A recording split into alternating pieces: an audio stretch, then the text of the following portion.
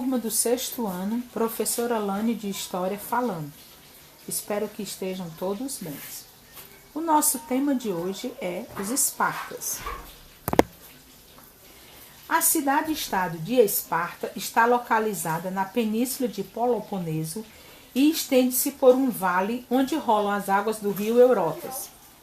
A região, que é quase toda cercada de montanhas, chamou-se em outros tempos de Lacônia. Inicialmente foi habitada pelos Pelasgo, depois foi invadida pelos aqueus e por fim conquistada pelos dórios. A estrutura política e social espartana era pautada nos valores de austeridade, espírito cívico e submissão total do indivíduo ao Estado. Era uma sociedade conservadora, patriarcal, aristocrática, guerreira e eugênica, pois não se admitia defeitos físicos. Por exemplo, as crianças que nasciam com defeito eram jogadas do monte Tajeito, pois o Estado não deveria arcar com os custos dessa criança. Acreditava-se que todos os cidadãos deveriam ser saudáveis, formando assim um exército de vencedores. A organização social espartana. A organização política e social da Esparta é atribuída a uma figura mítica chamada Licurgo, que teria vivido no século IX a.C. A população era composta por 3 classes sociais: esparciatas, periecos e ilotas. Os esparciatas, também chamados de espartanos, eram descendentes dos antigos conquistadores dórios e formavam a classe dos iguais, espécie de aristocracia dominante, sendo minoria 5% da população. Periecos integravam a classe formada pelos antigos aqueus, que não foram despojados de suas pequenas propriedades, não tinham direitos políticos e nem podia casar-se com espartanos, mas gozava de completa liberdade social e econômica. Havia um grande preconceito contra as pessoas. Eram obrigados a prestar serviço militar e viviam constantemente vigiados. Ilotas eram também aqueus, pertencentes, porém, àquela grande maioria que fora privada de seus haveres e reduzida às condições de trabalhos humildes. Faziam parte da população durante o processo de conquista dos dórios, trabalhavam na terra, mas não tinham nenhum direito sobre ela. Numa situação única em toda a Grécia, os ilotas não eram escravos de nenhum senhor particular, mas sim do Estado espartano. Sua condição, mais corretamente, assemelhava-se à de servos da cidade-estado. A organização política de Esparta. Em Esparta, diferentemente de Atenas, existia uma diarquia, ou seja, a cidade era governada por 2 reis espartanos de mais de 60 anos. Formavam a gerúsia ou o conselho dos anciões.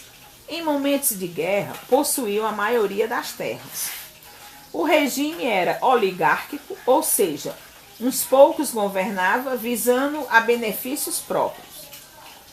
Todos os espartanos com mais de 30 anos formavam a Assembleia Popular, isto é, eles podiam eleger-se gerontes ou éforos, que tinham como principais funções fiscalizar os reis, exercer a justiça e dirigir a educação.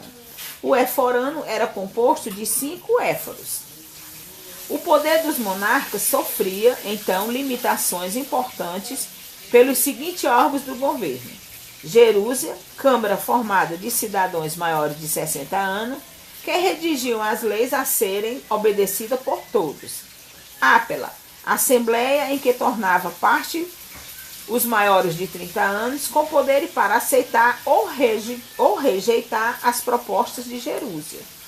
Éforos, conselheiros ou magistrados, em número de 5, eleitos por um ano, com atribuições de convocarem as 2 câmaras, darem ordens militares, administrarem justiça e de vigiarem a vida particular dos adultos. A educação espartana. A educação espartana receia o nome técnico de agoge. O Estado tinha a obrigação de cuidar da educação das crianças, procurando através do ensino fazer com que o indivíduo passasse a acreditar que era necessário ser um bom soldado para defender a cidade através de um sentimento patriótico. Em Esparta não era permitido crianças com defeitos físicos. Aqueles que apresentassem, ao nascer, algum defeito para a vida militar eram mortas por ordem do Estado. Quando as meninas alcançavam 7 anos de idade, eram retiradas de sua mãe e entregue à vida escolar sob a tutela do Estado. Nesse treinamento educacional existiam provas físicas como salto, corrida, natação, lançamento de disco e dardo. Já os meninos tornavam-se especialistas em combate corporal, assim como táticas defensivas e ofensivas. Nos treinamentos de batalha, as meninas se dedicavam ao arco e flecha. Elas também eram educadas para gerar filhos saudáveis, por isso tinham de ser fortes, com boa saúde.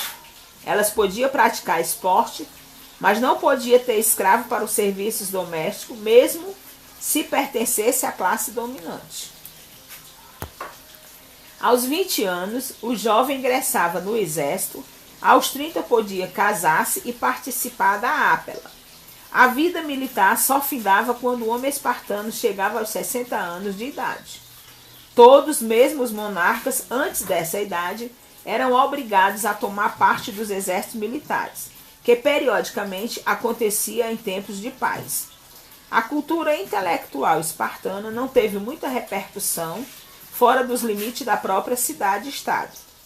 O ensino militar limitava o desenvolvimento da intelectualidade, existia o ensino de poesias sagradas, cantos de guerra e de eloquência particular que devia expressar muitas coisas em poucas palavras. Chamava-se lacônica a linguagem breve, concisa, sentenciosa, igual a que se falava na Lacônia, região onde Esparta estava inserida. As guerras médicas. Os gregos, durante muito tempo, viveram sob a ameaça dos impérios do Oriente Médio, entre eles o Império Persa. As cidades gregas da Ásia Menor sofriam constantemente a intervenção militar desses conquistadores. O antigo Império Persa tinha uma vasta região sob seu domínio, que se estendia desde a Península Balcânica até o atual Afeganistão. Foi nesse momento que algumas cidades gregas, dominadas pela hegemonia persa, resolveram mobilizar-se contra a grande potência oriental. Que deu início à ofensiva foi os jônios, povo que habitava na Ásia Menor, que era alvo constante de intervenção militar dos persas. Foram auxiliados militarmente pelas cidades da Eritreia e Atenas, atacando por volta de 497 a.C. Esse ataque foi arrasador e destruiu a cidade de Sardes, levando o imperador persa Dário I a lançar seu poderoso exército sobre a Grécia continental, o que deu início às guerras médicas. O que estava em jogo era o controle marítimo e o comércio comercial da região. A Guerra do Peloponeso. O imperialismo ateniense colocou as cidades-estados que estava associada à Confederação de Delos numa situação difícil, uma vez que o perigo persa já havia sido afastado e as contribuições à confederação passaram a ser impostas pelos atenienses. A razão para o conflito foi o crescimento do poder de Atenas. As cidades gregas passaram a ser constantemente ameaçadas pelo poderio bélico ateniense. Outras cidades que eram rivais e até inimigas de Atenas não queriam submeter aos seus desejos imperialistas. Começaram então a recorrer a outra cidade importante, Esparta.